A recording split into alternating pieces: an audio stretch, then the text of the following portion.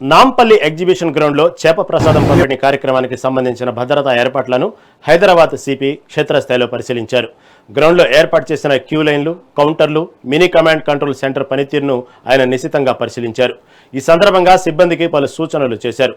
దేశవ్యాప్తంగా వివిధ ప్రాంతాల నుంచి ఇప్పటికే దాదాపు 25,000 మందికి పైగా ప్రజలు ఈ ప్రసాదం కోసం హైదరాబాద్కు వచ్చినట్లు చెప్పారు. ఈ పంపిణీ కార్యక్రమం కోసం దాదాపు 1000 మందితో బందోబస్తును ఏర్పాటు చేసినట్లు తెలిపారు. 9 గంటల నుంచి చేపు మంది కార్యక్రమం ఇక్కడ స్టార్ట్ కావడం జరుగుతుంది.